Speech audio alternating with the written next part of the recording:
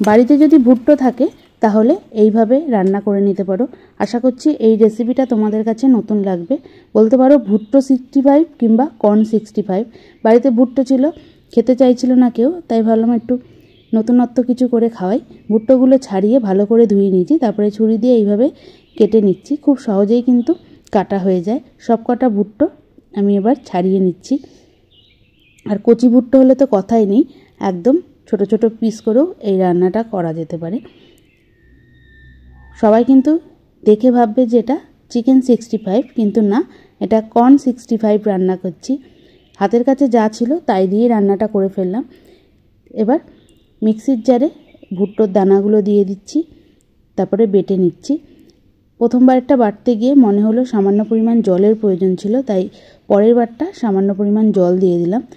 একদম মিহি পেস্ট করিনি। এবার এই ভুট্টো বাটার মধ্যেই দিয়ে দিলাম 1 চামচ ময়দা, 1 চামচ কর্নফ্লাওয়ার, তারপরে দিয়ে দিচ্ছি স্বাদ অনুযায়ী লবণ। লবণ দেওয়ার পর দিয়ে দেবো টমেটো সস, তারপরে দিচ্ছি সয়া সস, সব 1 চামচ 1 চামচ করে দিচ্ছি।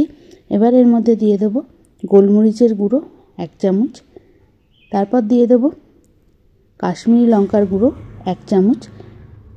খুব ভালো করে এবার মেখে নিচ্ছি। তার আগে দিয়ে দিলাম 1 চামচ আদা রসুন বাটা, দিয়ে খুব ভালো করে মেখে নিচ্ছি।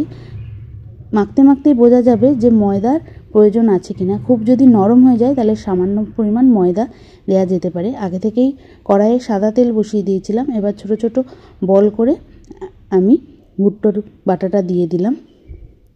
এবার মিডিয়াম আঁচে 4 থেকে 5 মিনিট মতো বেশ লাল করে ভেজে নেব।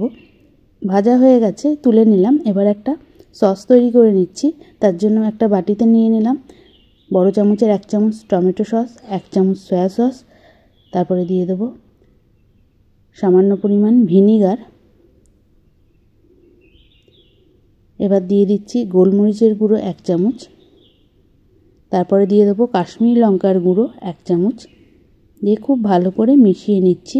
আর সামান্য পরিমাণ লবণও দিয়ে দেবো।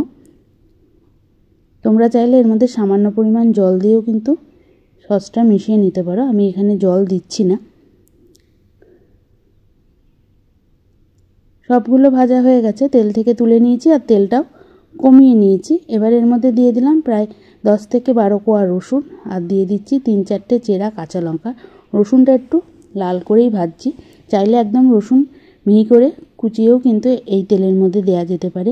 রসুনটা যখন হালকা লাল হয়ে ভাজা হতে শুরু করে দিয়েছে, এর মধ্যে দিয়ে দিলাম শুকনো লঙ্কা বোটা সমেত। এবার দিয়ে দিচ্ছি বেশ খানিকটা কারি পাতা। কারি পাতাটা যেন পুড়ে না যায়। তারপরে যেই সসটা তৈরি করে রেখেছিলাম সেই সসটা দিয়ে দিলাম, আর দিয়ে দিচ্ছি সামান্য পরিমাণ জল, যাতে সসটা পুড়ে না যায়। এবার মিডিয়াম আঁচে 1 থেকে 1.5 মিনিট কষানোর পর যেই ভুট্টার বলগুলো তৈরি করে রেখেছি, কিংবা বড়াও বলতে পারো, সেগুলো দিয়ে মিনিট 2 মতো মিডিয়াম আঁচে মিশিয়ে নিচ্ছি। খুব সুন্দর একটা কালার চলে এসছে কাশ্মীরি লঙ্কার গুঁড়ো দেওয়ার জন্য। আর কারি পাতাটা কিন্তু পোড়ালে হবে না, আর শুকনো লঙ্কাটাও পোড়ালে হবে না, তাহলে দেখার সৌন্দর্য থাকবে না। এবার আমি নামিয়ে ফেললাম। তাহলে তৈরি হয়ে গেল বলতে পারো ভুট্টা 65 কিংবা কর্ন 65। অবশ্যই এই রান্নাটা একদিন বাড়িতে করে দেখো, খেতে কিন্তু খুবই ভালো লাগবে। দেখা হবে অন্য কোনো নতুন রান্না নিয়ে। ততক্ষণ ভালো থাকো, সুস্থ থাকো, দেখতে থাকো আরও নতুন নতুন রান্না। দেখো কত সুন্দর দেখতে লাগছে। কেউ কি বলবে এটা কর্ন 65? সবাই মনে করবে চিকেন রান্না হচ্ছে। আর খাওয়ার পরেও কিন্তু কেউ বুঝতে পারবে না যে এটা ভুট্টো খেলো, এটা আমার গ্যারান্টি। তাহলে তোমরাও বাড়িতে এইভাবে করে সবাইকে অবাক লাগিয়ে দিতে পারো। দেখা হবে অন্য কোনো নতুন রান্না নিয়ে।